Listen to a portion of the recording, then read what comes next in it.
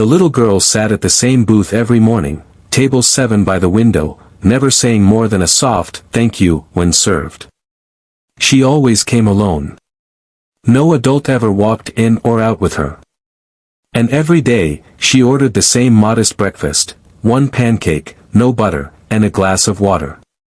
At first, Jessica, the waitress, thought the girl had simply wandered in.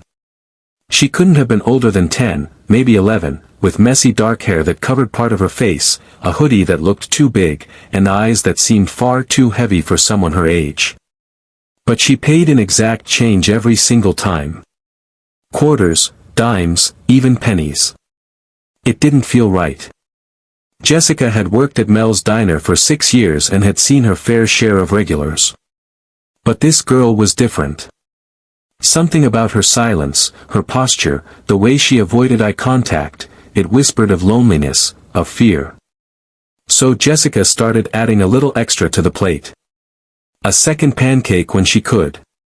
A side of fruit. On colder days, a small hot chocolate on the house. She never pried. Never asked questions.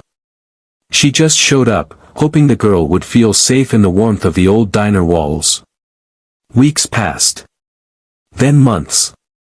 And slowly, the girl changed. She started bringing a book with her.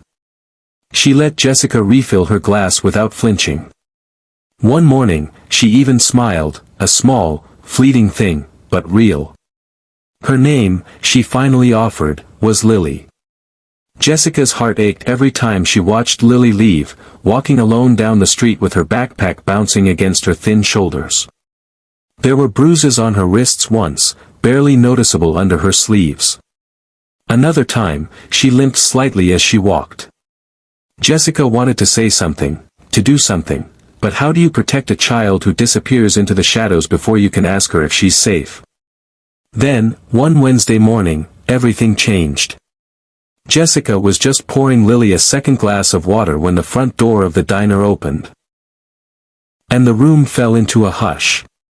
A tall man entered, dressed in a custom navy blue suit, his posture powerful, commanding. Flanking him were 2 men in black with earpieces and stern expressions, bodyguards. Jessica froze. The man's eyes swept the room, then locked on Lily. His expression softened, but only slightly, as he walked over to table 7. The bodyguards stood behind him like silent statues. "Lillian," he said, his voice crisp, controlled. Lily stiffened. Her fork dropped with a clatter. Jessica stepped forward instinctively. "Excuse me, sir, can I help you?" The man ignored her. "I've been looking for you," he said to Lily. "You found me," she whispered, barely audible. Jessica looked between them, heart pounding. "Is everything okay here?" The man turned to her slowly. "I'm her father. And I'd like a word with you."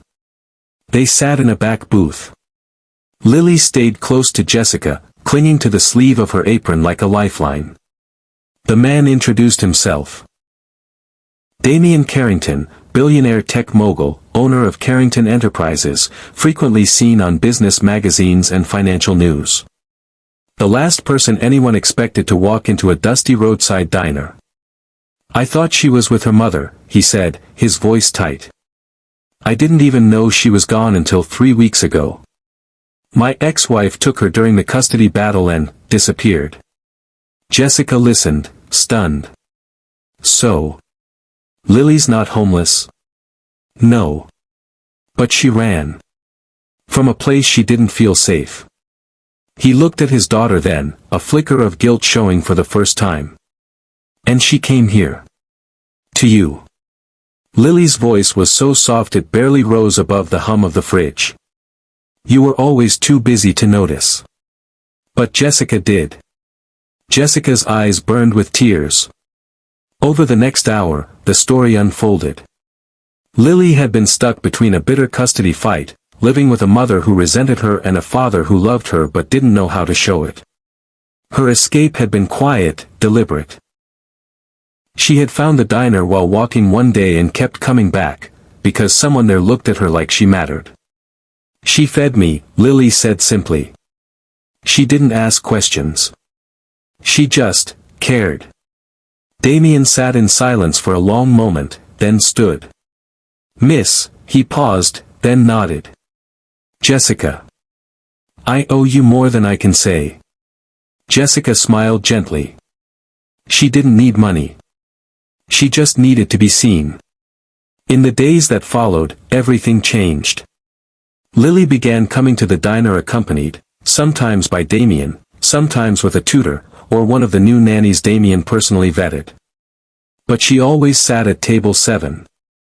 And she always asked for Jessica. Months later, Damien returned with a proposition. He wanted to fund an outreach program, named in honor of Jessica's late mother, who'd once owned the diner, to help at-risk children like Lily. He offered to renovate the diner, expand it into a community kitchen and mentorship space, but only if Jessica agreed to run it. Tears streamed down her face as she accepted.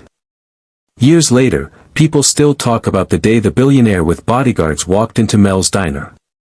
But those who really know the story, they know the truth.